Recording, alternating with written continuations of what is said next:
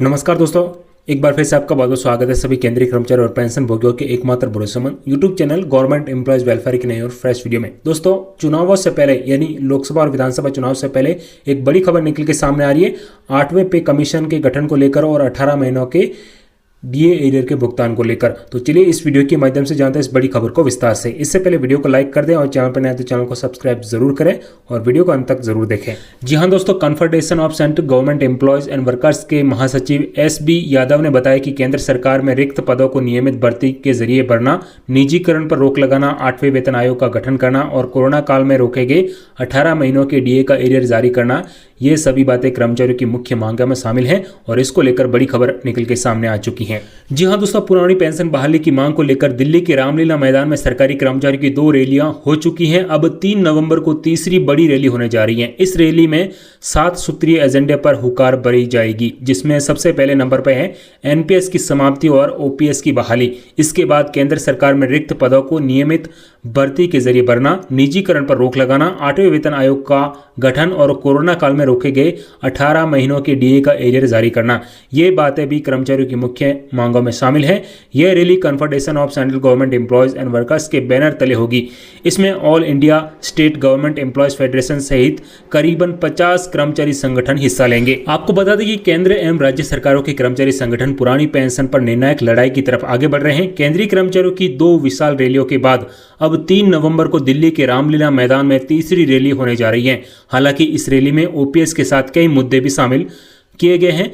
Confederation of central government employees and workers के महासचिव S.B.. Yadav ने बताया कि केंद्र सरकार में रिक्त पदों को नियमित भर्ती के जरिए भरना, निजीकरण पर रोक लगाना, 8वें वेतन आयोग का गठन करना और कोरोना काल में रोके गए 18 महीनों के डीए एरियर का जारी करना, ये बातें भी कर्मचारियों की मुख्य मांगों में शामिल हैं। सरकारी कर्मचारियों की लंबित मांगों को लेकर पिछले साल से ही चरणबद्ध तरीके से प्रदर्शन किए जा रहे हैं। अब इसी कड़ी में 3 नवंबर को दिल्ली के रामलीला मैदान में रैली का आयोजन किया जाएगा। केंद्रीय कर्मचारियों और पेंशन भोगियों की सभी मांगों को लेकर रैली की मुख्य मांगों में पीएफआरडीए एक्ट में संशोधन करना या उसे पूरी तरह से खत्म करना भी शामिल है। जब तक इस एक्ट को खत्म नहीं किया जाता तब तक विभिन्न राज्यों में लागू हो रही ओपीएस की राह मुश्किल में ही बनी रहेगी। वजह एनपीएस के तहत कर्मचारियों का जो पैसा कटता है वह पीएफआरडीए के पास जमा है। केंद्र सरकार कह चुकी है कि वह पैसा राज्यों को नहीं लौटाया जाएगा। ऐसे में जहां भी ओपीएस लागू हो रहा है वहां पर सरकार बदलते ही दोबारा से एनपीएस लागू हो जाए, इस बाबत कुछ कहा नहीं जा सकता है। ऐसे में राज्यों द्वारा की जा रही ओपीएस बहाली में कई पेच फंसे रहेंगे। संगठन के महासचिव ने बताया कि केंद्र और राज्य सरकारों के जिस विभाग में अनुबंध पर डेली बेसिस पर कर्मचारी हैं उन्हें भी विलंब नियमित किया जाए, निजीकरण पर रोक लगे और सरकारी उपक्रमों को नीचे करने की सरकार की मंशा बंद हो, डेमोक्रेटिक ट्रेड यूनियन के अधिकारों का पालन सुनिश्चित हो, राष्ट्रीय शिक्षा कार्यक्रम का त्याग किया जाए और 8वें वेतन आयोग का गठन हो। वहीं केंद्र और राज्य के कर्मचारी संगठनों ने भी सरकार को यह स्पष्ट तौर पर बता दिया है कि उन्हें बिना गारंटी वाली एनपीएस योजना को खत्म करने और परिभाषित एवं गारंटी वाली पुरानी पेंशन योजना की बहाली से कम कुछ भी मंजूर नहीं होगा। नई दिल्ली के रामलीला मैदान में 10 अगस्त को कर्मचारियों की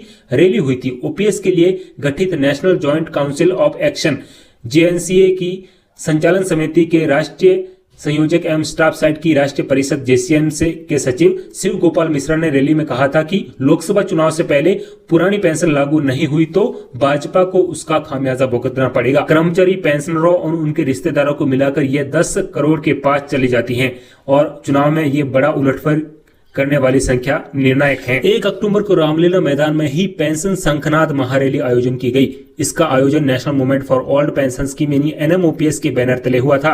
एनएमओपीएस के अध्यक्ष विजय कुमार बंधु ने कहा था कि पुरानी पेंशन कर्मचारियों का अधिकार है, वे इसे लेकर ही रहेंगे। दोनों ही रैलियों में केंद्र एवं राज्य सरकार के लाखों कर्मचारियों ने भाग लिया था। उनके बाद 20 सितंबर को हुई राष्ट्रीय परिषद स्टाफ साइट की बैठक के एजेंडे में ओपीएस का मुद्दा टॉप पर रहा।